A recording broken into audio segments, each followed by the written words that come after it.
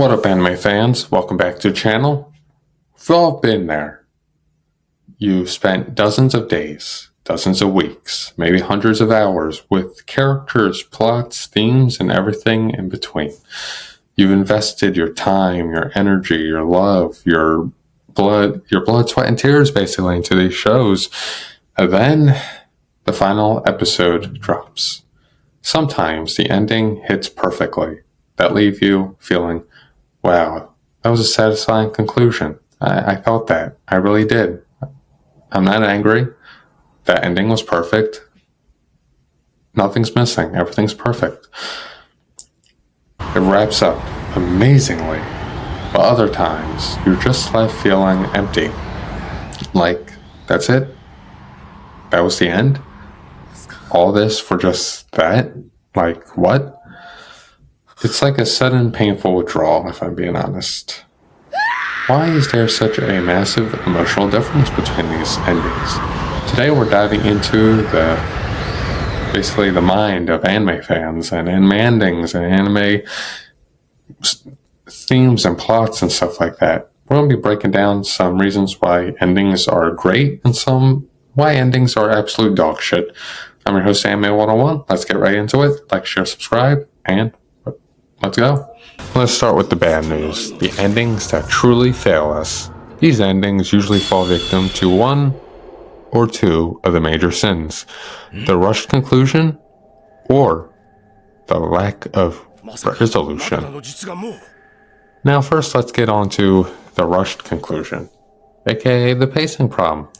This happens most often when anime based on still running manga or light novels. The studio knows the series is ending, but they don't have enough source material to finish the story. So what happens? They jam 50 chapters of plot into 2 episodes. This truly shows that the speed destroys the emotional weight. Conflicts that require lengthy build-up and character struggle are resolved within single lines of dialogue or a sudden power-up that feels completely unearned and rushed. We feel cheated because the characters we love didn't earn their happy or tragic ending. It feels manufactured almost, non-organic.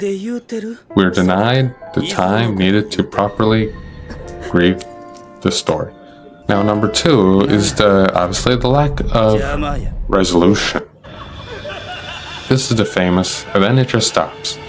We're left with key plot points, major relationships, and crucial lore details completely unearned and also just not there. We invest in stories because they promise meaning. When the ending refuses to deliver the meaning, it breaks the fundamental contract between the storyteller and the audience. It implies that the writers don't respect the time we spent with their characters. Not because the story was sad, but because the story feels incomplete, or we feel empty. It's like climbing a huge mountain only to find the summit sign say, go read the light novel or something. Now let's look at the endings that truly stick with us. The ones that are emotionally satisfying. Even if they aren't traditionally happy, these endings succeed because they master theme and character arcs, which are the 2 most biggest things that we look for in stories as they go on and as they end. An inspiring ending understands that the emotional theme is more important than checking every single plot box. When an anime dedicates its final moments to reinforcing the core messages, be it the power of friendship, the importance of hard work, or the struggle of identity, it provides true closure on our characters and overall themes. Even if the side character's fate is left ambiguous, the main narrative question has been answered. What is this story really about? Feel reassurance. The ending feels heavy, meaningful, and it's truly beautiful. It validates the lessons, the time, the energy that we spent with these beautiful characters. Now, another very important thing is character arcs. The most inspiring endings deliver perfect character resolutions. It's not about who marries who or who gets the highest rank. It's whether the protagonist completed their personal journey. Did they walk the hero's circle? Did they earn what they wanted to? Did they charge forth? It's like in One Piece. If Luffy doesn't find, the One Piece, Or if Luffy didn't continue to be himself, he would throw away everything his character has built for thousands of chapters and episodes just for slot, basically. Did the fearful character become brave? That's another one. Did the selfish character learn empathy? Did the character burdened by the past finally let it all go and continue to move on? We feel inspired. We watch someone achieve a true goal that's just beautiful. They fought against the impossible odds that their world placed them in.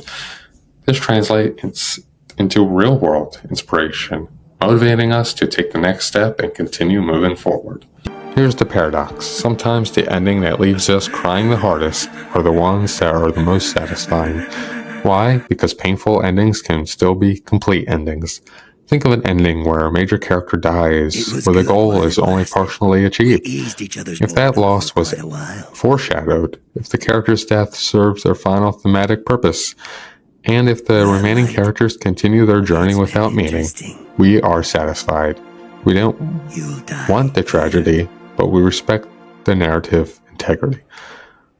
An ending where everyone survives and gets a happy marriage can feel empty if the journey to get there was rushed and unachievable.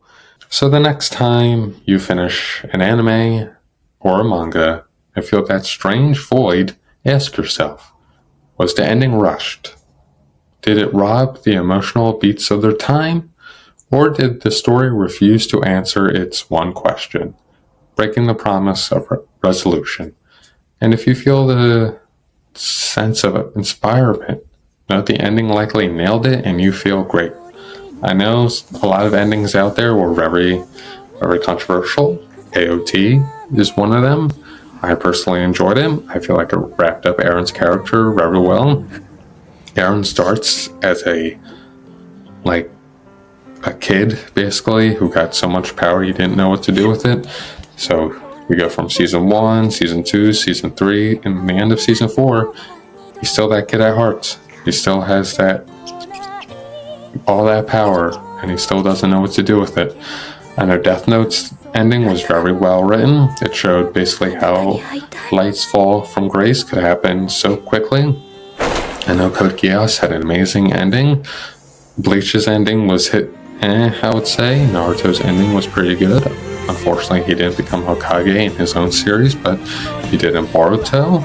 And also, what's your opinion on these endings? Did any of them feel rushed? Or other series too? I hope One Piece's ending isn't rushed, because that shit needs to take time to end. You can't just slam on the brakes to stop the car. You gotta come to a gradual stop for a show like One Piece. But what is the most empty anime ending you've ever experienced? And what ending inspired you to become better? And if you really enjoyed this analysis, please hit the like button, subscribe, and share the video. Anyway, that's it from me, your host Anime 101, signing out. See you next time.